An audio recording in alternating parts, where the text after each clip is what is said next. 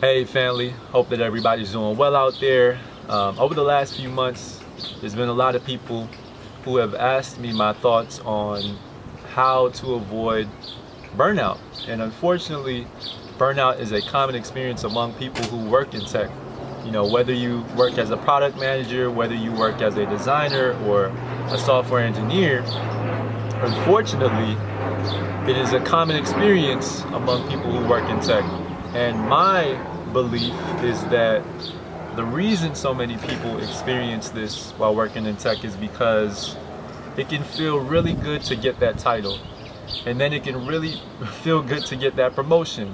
And it can feel good to build that skill set and build that network and get the respect, right? And you get into this cycle of working and working more, adding more stuff onto your plate, not realizing your own needs, right? And at the same time, I feel like people who are trying to break into tech can fall into this pattern as well, and it doesn't get talked about a lot. But if you are trying to transition into tech, you might be taking a few different routes, right? You might be going the self-taught route, you might be in school or a boot camp,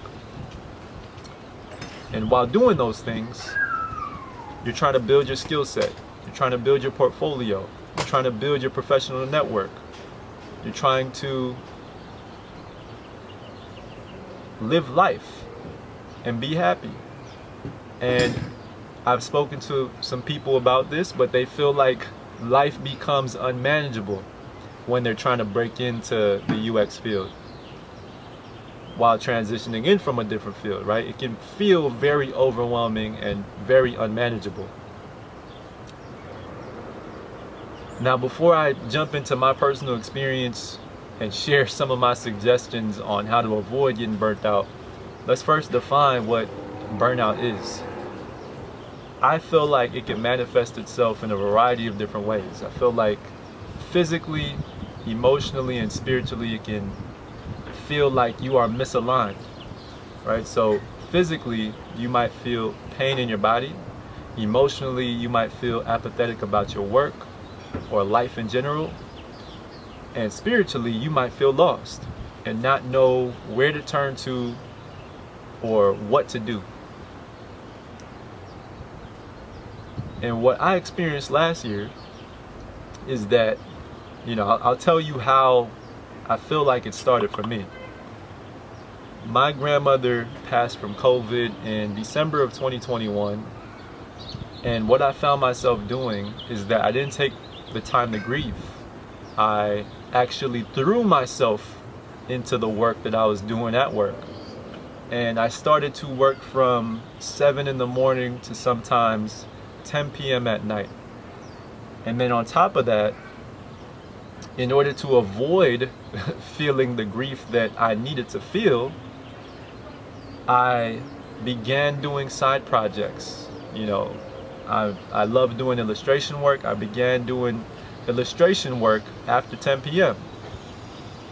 And then I wanted to learn a few different skill sets. So I started learning different tools in Adobe, and I started making personal projects, in those programs. And basically, what I found myself doing is that I was working from 7 p.m. to maybe 10, 11 at night, doing side projects until 2 in the morning. And then I started to become apathetic about my work because I was physically drained, right? And then when I became apathetic, I began applying to different jobs. And so I put more on my plate. I had to update my portfolio. I had to update my case studies. So now I began going to sleep at 4 a.m. and then getting up at 7 a.m., right? And going through this cycle over and over. And I did that for months on end. And then I became kind of just like apathetic about a lot of different things, and I had to realize and sit down not doing anything and think about what it is that I wanted out of life, because life, is very short, and it doesn't matter how you die, but it's all about like how you live your life, right? And I was living my life in a way that was unsustainable, right? Couldn't manage it, and I was missing out on moments with my family, which is not cool, right? And I didn't feel like I was a great dad. I didn't feel like I was a great husband.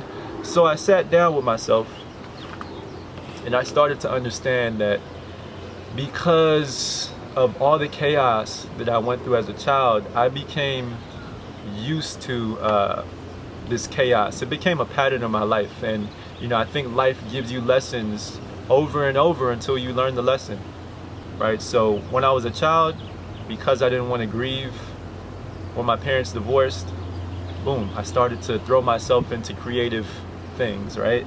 And then when my mother died, I started to throw myself into school and education and learning more things. Boom, so I kept going, right? I got on this rat wheel.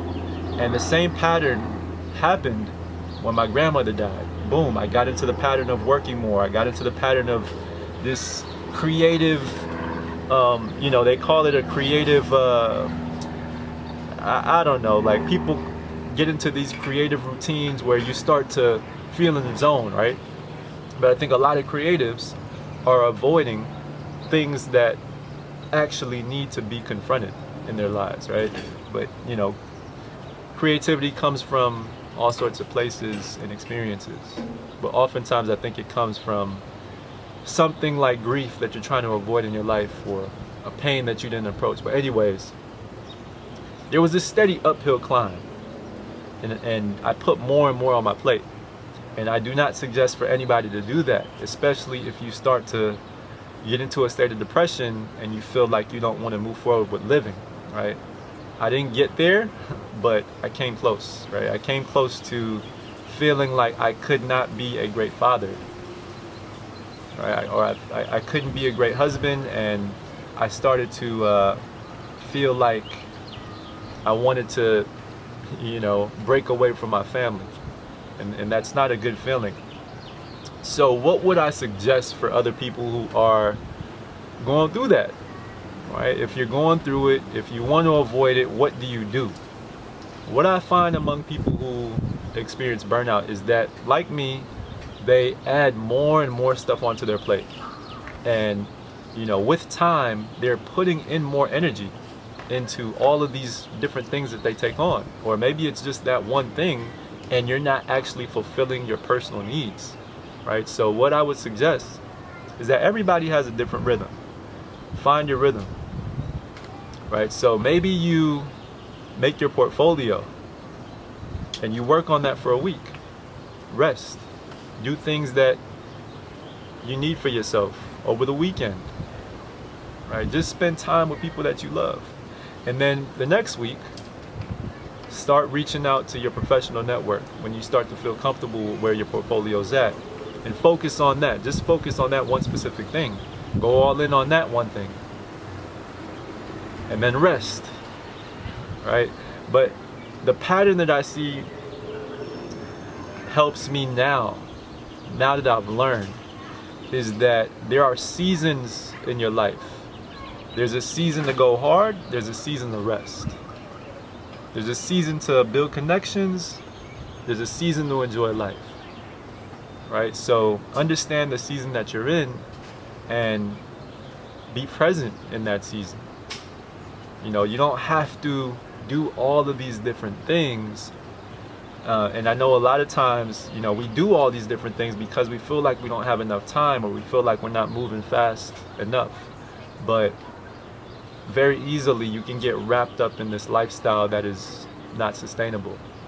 So yeah, I feel like overall the lesson that I learned is that you can work, you can focus, take a break, do it again, take a break, and give yourself, what you need in these little stints between the different things that you're doing, right? And then it becomes much more manageable, and life becomes a lot more enjoyable, because yes, we all need to move forward, but at the same time, we have to do it in a way where we're not breaking ourselves, right? Um, because what I find now is that physically, I'm still paying the price for the experience that I put myself through. And now I'm in a season of healing, right? So I'm spending a little bit more time with my daughter. I'm spending a little bit more time making some good, healthy recipes. I'm meditating a lot, right? I'm not in that groove of boom, boom, boom, I gotta work.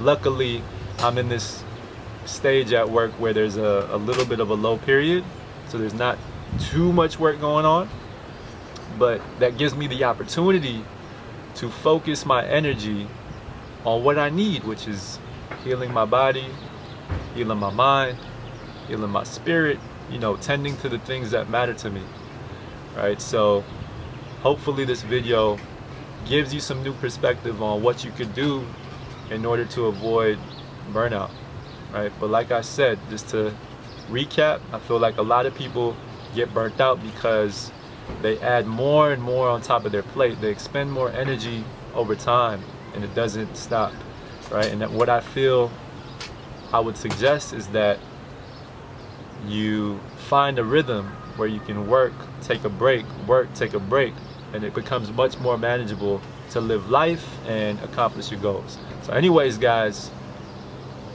hope that you're doing well. If this video changed your mind a little bit, you already know the deal. Like, comment, subscribe. I'll see you guys in the next video. Peace.